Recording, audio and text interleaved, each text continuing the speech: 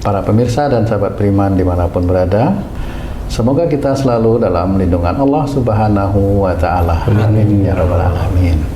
Di video kali ini seperti biasa kita akan ngaji lagi bersama guru kita semua, Pak Ustadz Danu. Assalamualaikum Pak Ustadz. Waalaikumsalam warahmatullahi wabarakatuh. Amin ya Rabbal Alamin. Dan kali ini saya ditemani oleh dua orang sahabat saya nih. Yang pertama Bang Jainuddin. Assalamualaikum Bang Jai. Waalaikumsalam Pak Tung. Amin. Alhamdulillah, amin amin. Dan juga ada Mas Eko di sini. Assalamualaikum Mas Eko. Waalaikumsalam warahmatullahi wabarakatuh. Amin ya Rabbal Alamin. Sehat Mas Eko? Alhamdulillah. Para pemirsa dimanapun berada, kali ini tema kita tentang mohon ampun. Jadi kita ini kan banyak dosa, terutama saya. Banyak sekali dosa, dan setiap habis sholat selalu mohon ampun kepada Allah. Setiap apapun ingat kesalahan mohon ampun. Nah Pak Ustadz, bagaimana ya Pak Ustadz agar doa-doa kita, doa-doa saya dan teman-teman semua ini bisa diijabah oleh Allah, khususnya tentang mohon ampun atas kesalahan tersebut Pak Ustadz? Iya, bismillahirrahmanirrahim. Assalamualaikum warahmatullahi wabarakatuh. Waalaikumsalam warahmatullahi wabarakatuh. Amin ya Rabbal Alamin. Ya, memang kalau mohon ampun kepada Allah Ta'ala, ada riwayat menceritakan bahwa Rasulullah itu beristighfar 75 kali, 70 kali, ada yang 100 kali.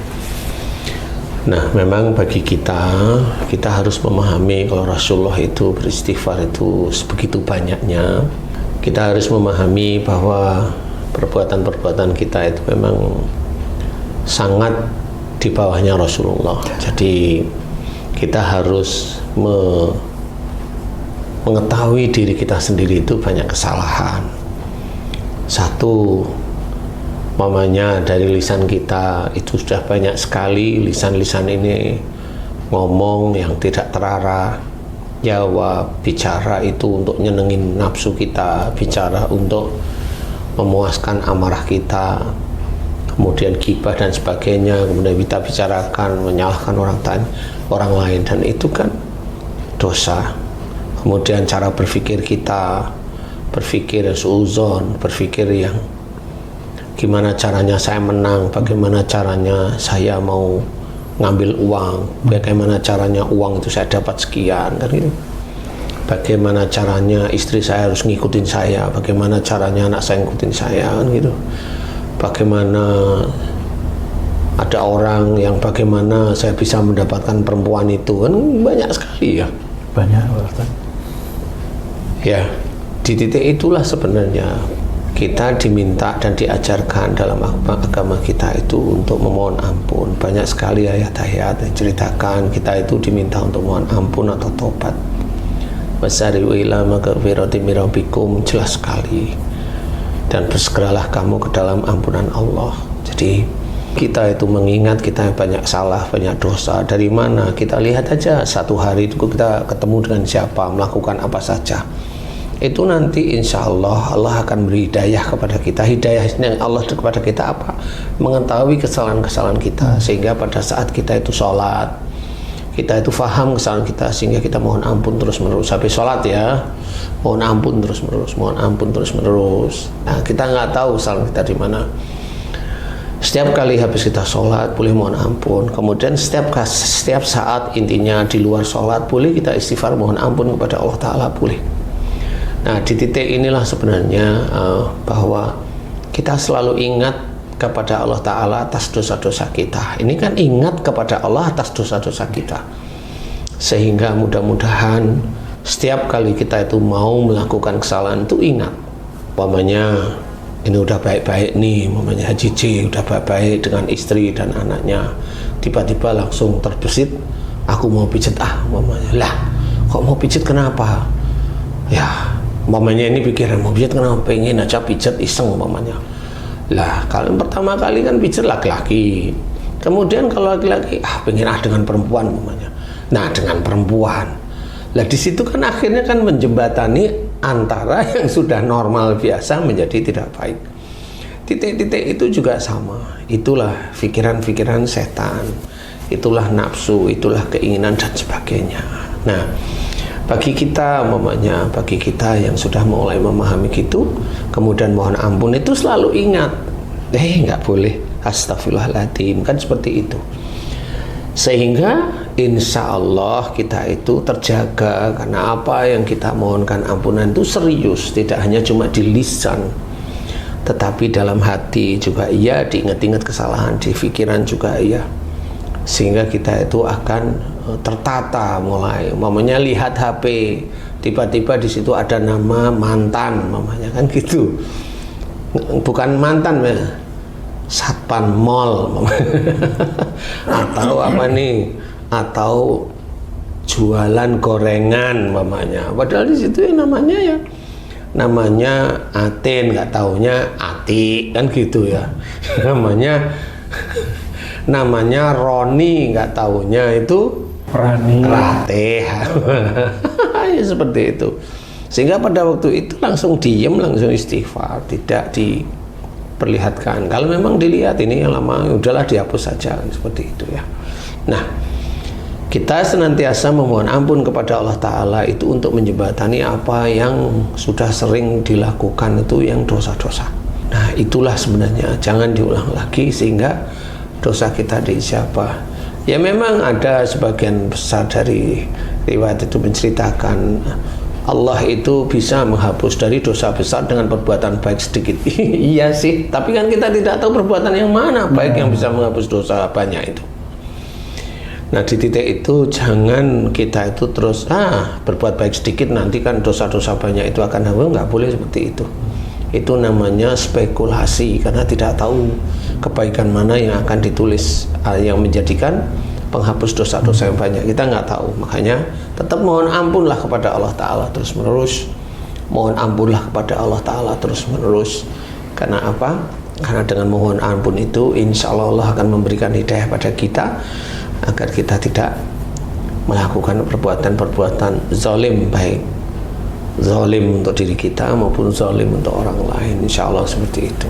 Ustaz, setiap orang kan tadi Ustaz bilang kan wajiblah atau haruslah memohon ampun akan dosa-dosa. Kebanyakan manusia itu nggak merasa berdosa, Ustaz. Bagaimana caranya seseorang itu tahu kalau itu perbuatan dosa sehingga mau dia bertobat, Ustaz? Apakah itu dipengaruhi keimanannya atau hidayah dari Allah, Ustaz?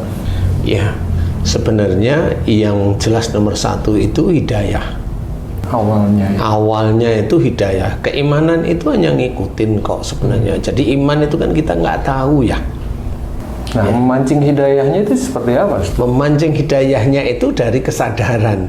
Memang dari iman, tetapi juga itu hidayah dari Allah Ta'ala. Karena hidayah itu kan mamanya begini nih, mamanya haji nih, mamanya nggak diladenin sama suami, sama istri nih ya. Kemudian kan jengkel, aku nggak diladenin sama istri saya sudah berbulan-bulan, hampir 1 tahun nih mamanya. Kan iseng, tiba-tiba itu gimana nih, saya mau main-main nih sama siapa yang kira-kira care aja sama saya, hanya gitu aja mikirnya. Kemudian tiba-tiba ada telepon, anak nih telepon, ya bantu dong, ini aku lagi ini. Nah, di titik ya tolong aku, di situ itu bisa aja, ya ampun aku itu punya anak perempuan ya. Nah di situ bisa langsung nggak jadi.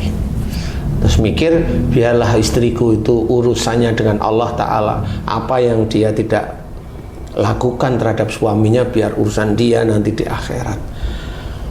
Aku berusaha untuk tidak. Nah di titik itulah bisa hidayah. Oh, hidayah itu dipengaruhi oleh keimanan orang itu atau tidak, Ustaz? Gak mesti.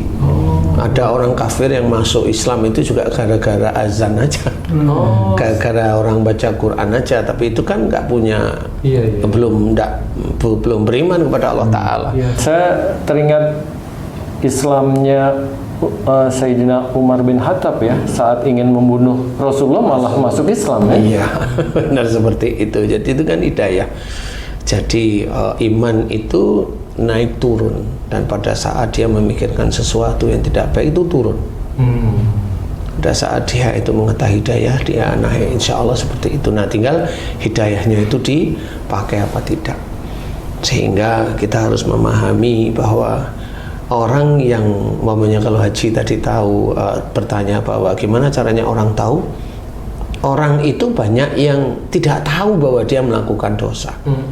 Orang merasa benar aja. Contoh umpamanya kerjaan dulu yang di kontraktor seperti itu kan banyak teman-temannya yang lain itu kan ya begitu kerjaannya. Merasa itu bukan dosa ya? Itu merasa dia tidak dosa itu. Karena yang nyuruh atasannya. Kan gitu. Enggak dosa, padahal kalau dilihat benar rujukan dari ijab kabulnya itu kan sudah jelas, sama seperti timbangan itu. Timbangan 1 kilo ya dapatnya barangnya ya 1 kilo itu ini dengan harga sekian, kan seperti itu.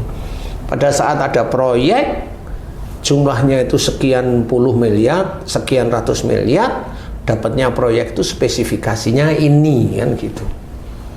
Nah, spesifikasi dihitung lagi, dikurangi.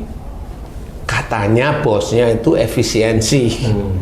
Lah, kalau ini dikurangi kan otomatis uang ini kan selisih dan banyak kalau ratusan miliar itu. Nah, kalau selisih uangnya kemana? Ya kebanyakan ya dari orang-orang dalam situ aja. Nah, itulah yang sebenarnya dia dikerjakan tiap tahun, dia kerjakan. Tiap ada proyek, Pak Ustaz? Tiap ada proyek dia kerjakan seperti itu. Itu bisa dimohonkan ampun enggak yang seperti itu? Ya enggak bisa. Mohon ampun itu kan kesalahan, ngomong, suuzon dan sebagainya. Lah kalau itu tuh nilep uang lah, gimana mohon ampun sekarang? Berarti uang yang dicuri-curi itu harus dikembalikan? Harus dikembaliin. Dia kalau memang mau tobat beneran ya kembalikan uangnya. Yang sudah sholat, yang sholat itu loh katanya tertib itu loh katanya, kan gitu ya. Itu bukan uangmu itu sebenarnya, uangmu itu ya dari gajimu tok. Kalau bensin dimanipulasi itu gimana kembalinya Pak Ustadz ya? Apa bisa minta maaf gitu? Ya nggak bisa. Allah, nggak bisa. Itu kan dia udah merasakan itu perutnya, nggak bisa. Dia tidak hanya bisa meminta maaf, tidak bisa. Dia harus kembalikan uangnya. Kalau nggak kembali berarti harus ada azab gitu atau gimana? Iya, kalau istilahnya orang-orang pinter itu kan azab itu untuk orang kafir. Ustaz, terus kalau untuk waktu memohon ampun itu sama nggak Ustaz? Misalnya di penghujung malam, dengan waktu-waktu setiap saat ingat, atau mungkin pas hujan turun, atau mungkin malah harus di Ka'bah, depan Ka'bah begitu Ustaz. Sama nggak Ustaz? Kalau dibilang sama itu ya nggak sama sih. Tetap nggak sama. Intinya adalah keimanan. Seorang memohon ampun itu dasarnya apa? Kalau ada dasarnya dari ustadz yang lain, kalau kamu rezekimu mau berlimpah, banyak mohon ampun. Nah, dasarnya ingin dia rezekinya berlimpah. Beda dengan mohon ampun tuh ampunan Allah beneran, kan beda. Dasarnya itu niatnya ya? Dasarnya itu niatnya memang. Jadi innamal a'malu binniyat itu harus difahami. Semua apa yang kita kerjakan tergantung niat. Nah, tergantung niat itu apa? Kalau bismillah di sini ya bismillah di hati. Dan hanya mencari ridho, jangan bismillah itu dicampur adukkan dengan duniawi. Enggak bisa duniawi. Ridho Allah enggak bisa dicampur. Jadi kalau umpamanya mohon ampun di penghujung malam atau wabila asarihum yastaghfirun itu ya di penghujung malam mereka senantiasa mohon ampun, ngikutin dalilnya ada jelas, mohon ampun terus titik itu karena apa? Kita tahu banyak dosa. Nah, kalau kita senantiasa mohon ampun setiap kali sholat atau setiap kali kita ada waktu kosong, cobalah mohon ampun atas dosa-dosa kita yang kita lakukan sejak akhir balik hingga saat ini, yang selalu melanggar firman Allah yang ada dalam Quran, yang tidak mampu mengerjakan sunnah-sunnah Rasulullah. Mohon ampunlah terus-terus di seperti itu. Ya Allah, ampuni dosa-dosaku jika aku sejak akhir balikku hingga saat ini selalu melanggar firman-firman-Mu dalam Quran. Aku tidak mampu mengerjakan sunnah Rasulullah. Ampuni dosaku ya Allah. Astagfirullahaladzim. Astagfirullahaladzim. lakukan itu terus-menerus setiap saat. Di luar kita selesai sholat, di luar itu monggo silakan. Kemudian mohon ampun di depan Ka'bah boleh-boleh aja, tetapi intinya itu kan dari keimanan. Nah, kalau orang itu imannya kurang di depan Ka'bah jarang mohon ampun. Dia minta biasanya. Malah minta datang ya, jarang-jarang itu terus ingat Allah datang ke Ka'bah umrah mamanya. Di sana minta, ya Allah selamatkan aku dari orang-orang mengincarku. Ya, dia tanyain orang mengincar siapa? KPK. Siapa lagi? Bareskrim. Siapa lagi? Kan akhirnya dia hanya pengen selamat. Padahal selamat dari mana? Dari korupsinya dia. Lah kan nggak ketemu. Korupsi itu Allah nggak akan pernah ridho. Tapi dia masih mau nakalin Allah dengan minta selamat karena di depan Ka'bah itu karena doanya diijabah. Enggak seperti itu. Ya tergantung doanya itu apa. Kalau hanya minta dunia ya belum tentu dikabulkan sama Allah. Lah kalau dikabulkan insya Allah itu istijab. Rata-rata karena dia ingin nafsunya dia terpenuhi. Bukan imannya, itu nafsunya. Nah itu urusannya dunia, nafsu. Nah, itu kalau bisa jangan, mending mohon ampun aja pada Allah Ta'ala. Nah, kita harus memahami bahwa itulah dosa-dosa. Jangan merasa nggak punya dosa.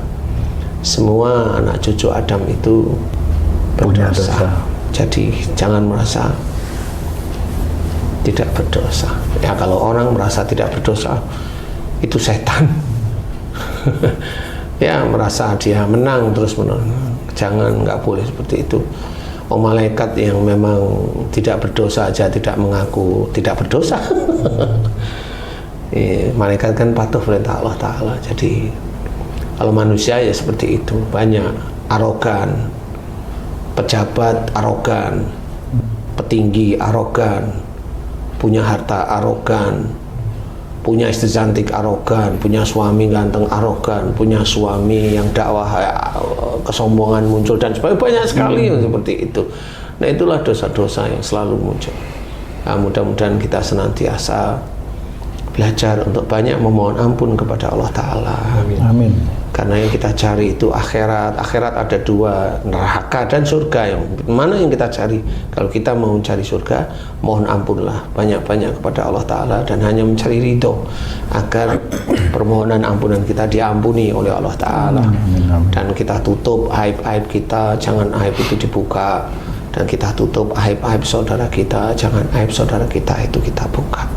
Karena itu nanti di akhirat itu akan dibuka aib-aib kita sendiri. Jadi belajar dari tuntunan-tuntunan dari guru-guru kita yang baik. Nah, mudah-mudahan dengan banyak mohon ampun ini, khususnya di bulan-bulan baik ya, bulan Rajab, bulan Sya'ban, bulan Ramadan. Seperti itu, mudah-mudahan kita diampuni oleh Allah Ta'ala. Amin, amin, amin. Kalau di bulan Ramadan ampunan itulah berlipat-lipat, jadi lakukan terus-menerus.